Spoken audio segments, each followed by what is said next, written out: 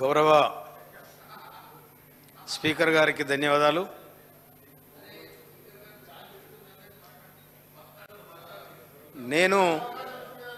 నేను స్వయాన రైతు. నాకు సొంతం 5 ఎకరాలు ఉంది. 25 ఎకరాల కౌలు తీసుకొని నేను కారుకు 150 ఫుట్ల ఒడ్డు పట్టిస్తున్నాను. నేను ఈరోజు కూడా నాటుబెట్టే 30 ఎకరాలు. ఈ ప్రాజెక్టులపై కానీ నదులపై కానీ ఉన్న నీళ్ళ మీద నాకు పూర్తి స్థాయిలో అవగాహన ఉంది. ఆ రైతుకు నీళ్ళు ఏ విధంగా అవసరం పడుతుందో నాకు తెలుసు. తర్వాత మొన్న జరిగిన ఎన్నికలలో మొత్తం వాళ్ళు ఏటిగడ్డలో చూసినారు, కానీ నేను మాత్రం ఏటికి ఆ ఇసుక కింద ఉన్న నీళ్ళని చూసిన. నేను వాళ్ళ ఇసుకను చూసినారు, నేనే ఇసుక కింద ఉన్న నీళ్ళని చూసిన. అందుకని నేను ఎన్నికల సందర్భంగా చెప్పిన ఇసుక ఎవడని తీసుకపోతే బొంద పెడతా కొడుక అని చెప్పిన.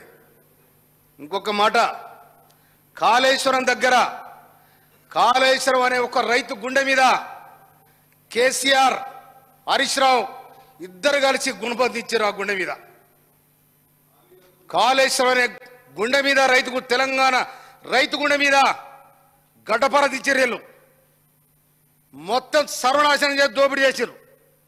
మామూలు కాదు ఇది. వాళ్ళు మొత్తం తెలంగాణ ఆలోచిస్తారు.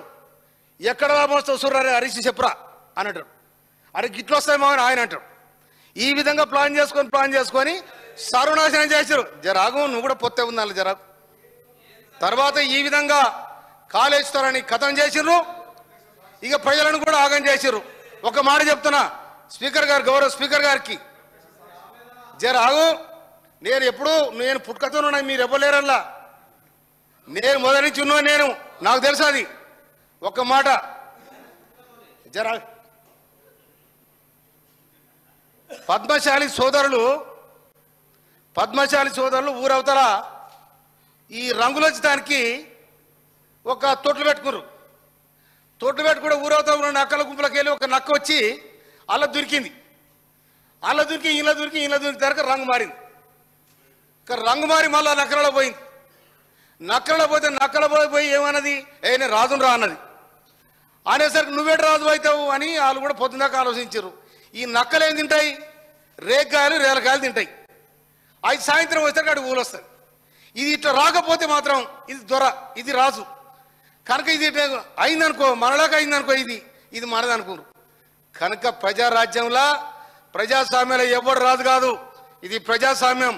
రాజులు అనుకొని విర్రవీగి ప్రజాధనాన్ని కొల్లగొట్టి ప్రజలను బానిసలు చేస్తే ప్రజలు తిరుగుబాటు అయింది. అందుకనే ఇప్పుడు కూడా మీ వెనక అంగి జరిగింది, కానీ ముంగడ చూసుకొని మురుస్తున్నారు. మీరు వెనక అంగి జరిగింది, వెనక జనం చూస్తున్నారు, మీ ముంగడ చూసుకొని మురుస్తూ ఉన్నారు. తర్వాత మా నియోజకవర్గానికి సంబంధించి ఒక్క మాట, మా బురాది గారి కాల్వ దానికి 270 కోట్ల రూపాయలు తీసుకున్నారు. గింత గెలగిచ్చారు, ఎక్కడ పోయినా పైసా తిరగదు. అది 98 కిలోమీటర్లు ప్రయాణం చేస్తుంది. 60 కిలోమీటర్లు పూర్తయింది. ఇంకొక 20-30 కిలోమీటర్లు అయితే కంప్లీట్ అయితే కనుక ఇరిగేషన్ మినిస్టర్ గారికి నేను ధన్యవాదాలు తెలియజేస్తాను. జర శాంక్షన్ చేయాలి. శాలిగారవరంలో మనం 10 కోట్లు పెడితే 27 ఎకరాలు బారే పరిస్థితి ఉంది. అది అసిఫ్నగర్ కాలువ, ఎన్నాళ్ళ నుంచో నైజాం కట్టిన కాలువ కాంచి ఆ పాయ కాలువ ఉంది. కనుక దాన్ని కూడా కంప్లీట్ చేయడానికి మాకు సహకరించాలని మనవి చేస్తా ఉన్నాను నేను.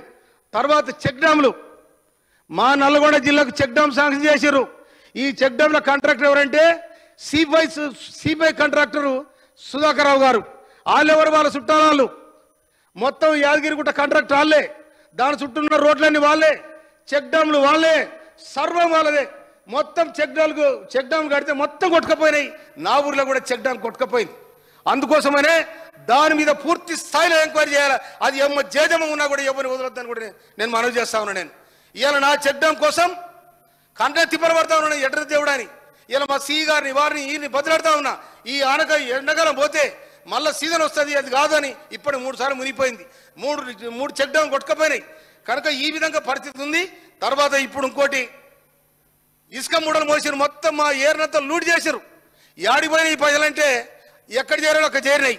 నేను జగదీష్ రెడ్డి గారు మంత్రి ఉన్న అడిగినా, అయ్యా మరి ఏట్లే ఇదంతా ఇసుక పోతా ఉంది, నీళ్ళు దోశ ఇసుక పోతే 2 దోశల నీళ్ళు కిందికి పోతాయి, ఎట్లా అంటే జగదీష్ రెడ్డి గారు ఏమనే ప్రగతి భవన్ నుంచి ఫోన్ వస్తుంది కలెక్టర్లకు, నేనేం చేయన్నాడు. అందరు పొత్తుదారులే, అందరు పాలుదారులా. అందుకోసమనే ఇసుకను మింగిరు, భూములను మింగిరు, ప్రాజెక్టులు మింగిరు.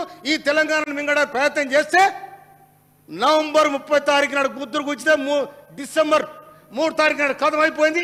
ప్రజాస్వామ్యం నిలబడది. అది మా రేవంత్ రెడ్డి గారి నాయకత్వంలో ప్రజాస్వామ్యబద్ధంగా ఈ రాష్ట్రం నడుస్తారని కూడా నేను మనవి చేస్తాను. Thank you sir.